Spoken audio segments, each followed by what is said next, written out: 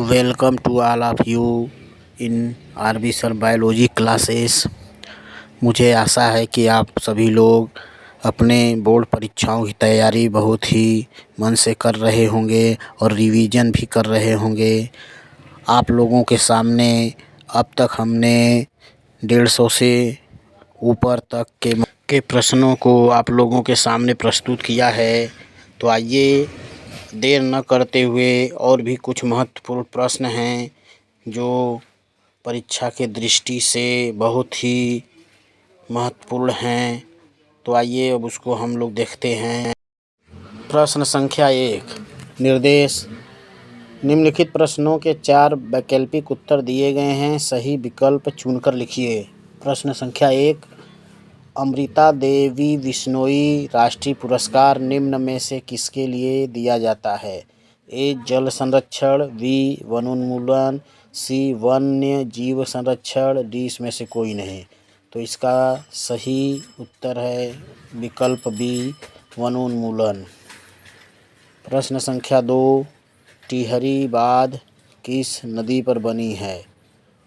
Option A Ganga, B Jamuna, C Krishna, D Narmada. तो इसका सही उत्तर है ऑप्शन संख्या ए, गंगा नदी पर।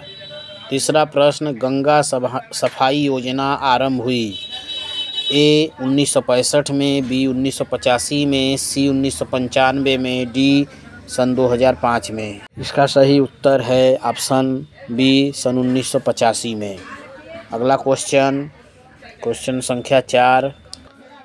प्रश्न संख्या 4, किसी नदी के तट पर से जहां अनेक फैक्ट्रियों के बहिस्राव आकर जल में प्रवाहित हो रहे हैं, एकत्रित किए जल नमूने को pH 3.5 से 4.5 की परास में अम्लीय पाया गया। निम्नलिखित फैक्ट्रियों में से कौन सी फैक्ट्री के बहिस्राव के कारण नदी के जल का pH कम हो गया है? ऑप्शन ए साबुन और अपमार्जक फैक्ट्री, बी शीशे की बैटरी बनाने वाली फैक्ट्री, सी प्लास्टिक के प्याले का निर्माण करने वाली फैक्ट्री, डी अल्कोहल फैक्ट्री। तो इसका सही उत्तर है बी, शीशे की बैटरी बनाने वाली फैक्ट्री। प्रश्न संख्या 5, नीचे दी गई सूची में से उस वस्तु को चुनिए जो एक प्राकृतिक संसाधन नहीं है। ए मृदा, बी जल, सी विद्युत, डी वायु। तो इसका सही उत्तर है सी विद्युत, क्योंकि विद्युत कृत्रिम विधियों द्वारा मनुष्यों द्वारा तैयार किया जाता है। प्रश्न संख्या 6, गलत कथन चुनिए। ए वनों में विभिन्न प्रकार के उत्पाद मिलते हैं, सही। बी वनों में अपेक्षाकृत अधिक पादप जैव विविधता पाई जाती है, यह भी ऑप्शन सही है। सी वनों में मृदा संरक्षण नहीं होता है, गलत, वनों से मृदा संरक्षण होता है। डी वनों से जल संरक्षण होता है, सही। अतः ऑप्शन संख्या सी सही है। बंगाल के अरावाड़ी वनों में किसकी बहुलता पाई जाती है? ऑप्शन ए चीड़, बी साल, सी बांस, डी गरान, मैनग्रोव। तो इसका सही ऑप्शन है विकल्प बी, साल। क्वेश्चन नंबर 8, अलवण जलीय पौधों और जंतुओं के जीवन के लिए सबसे अधिक सहायक pH परास कौन सा है? ऑप्शन ए 6.5 से 7.5, बी 2.0 से 3.5, सी 3.5 से 5.0, डी 9.0 से 10.5। इसका सही उत्तर है 6.5 से 7.5, क्योंकि ब्लड और लार का pH मान 7.2 और 7.4 होता है।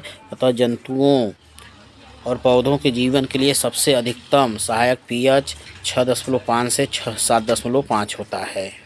अगला प्रश्न 9, बाढ़ के पानी से जलमग्न नालियों के आर पार छोटे छोटे रोक बांध बनाना महत्वपूर्ण होता है, क्योंकि ए पहला सिंचाई के लिए पानी रोके रखते हैं, दूसरा पानी रोके रखते हैं और मृदा कटाव को नहीं होने देते हैं, ठीक। तीसरा, भूजल का पुनर्भरण होता रहता है, ठीक। चौथा, पानी को अस्थायी तौर पर रोके रखते हैं, गलत। अतः दूसरा और तीसरा कथन सही है और ऑप्शन में दिया है, ए ऑप्शन में पहला और चौथा गलत है, बी ऑप्शन दूसरा और तीसरा सही है, तीसरा चौथा नहीं, डी दूसरा और चौथा। अतः इसमें ऑप्शन बी सही है। प्रश्न संख्या 10, हमारे देश में नर्मदा नदी के आर पार बने बांधों जैसे टिहरी और अलमानी बांधों की ऊंचाई बढ़ाने के प्रयत्न किए जा रहे हैं। नीचे दिए गए कथनों में से सही कथन चुनिए जिनसे इस बात का संकेत मिलता हो कि बांधों की ऊंचाई बढ़ाने के क्या परिणाम होंगे। पहला कथन, क्षेत्र के स्थलीय पादप जात और प्राणी जात पूरी तरह से नष्ट हो जाएंगे, सही है। दूसरा, क्षेत्र में रह रहे लोग और पालतू जानवर अव्यवस्थित हो जाएंगे, सही। तीसरा, खेती के लिए उपयोगी ज़मीन अस्थायी रूप से नष्ट हो जाएगी, यह भी सही है। चौथा, इनसे लोगों को अस्थायी नौकरियां मिल सकेंगी, गलत। अतः पहला, दूसरा, तीसरा कथन सही है, अतः विकल्प बी सही है, पहला, दूसरा और तीसरा। अगला क्वेश्चन, प्रश्न 11, खादिन, बंदिश, आहार और कट्टा वे प्राचीन संरचनाएं हैं जो निम्नलिखित में से किसके लिए प्रयोग की जाती थी। ए अनाज भंडारण, बी काष्ठ भंडारण, सी जल संभरण, डी मृदा संरक्षण। तो इसका सही उत्तर है सी जल संभरण। यह बहुत से राज्यों में अपनाई जाने वाली पुरानी परंपरा है। अगला क्वेश्चन नंबर 12, शब्दों के उस सही संयोजन को चुनिए जिसमें जीवाश्म ईंधन नहीं होता है। ए पवन, महासागर और कोयला, बी केरोसिन, पवन और ज्वार, सी पवन, काष्ठ व सूर्य, डी पेट्रोल, काष्ठ व सूर्य। तो इसका सही उत्तर है ऑप्शन सी, पवन, काष्ठ और सूर्य। जीवाश्म ईंधन मतलब जीवों के बचे अवशेष, तो पवन, काष्ठ मतलब लकड़ी, सूर्य, ये सब जीवों के अवशेष नहीं हैं। इस तरह से आप लोगों के सामने 12 महत्वपूर्ण प्रश्नों को प्रस्तुत किया गया। आप सभी लोग इस सभी प्रश्नों को ध्यानपूर्वक देखकर जो है अपने आप में कंठस्थ कर लीजिए और इस वीडियो को अपने मित्रों के साथ भी शेयर करिए ताकि उन्हें भी इस वीडियो का लाभ प्राप्त हो सके और वे भी बोर्ड परीक्षाओं में अच्छे अंक प्राप्त कर सकें। तब तक के लिए धन्यवाद। Thank you.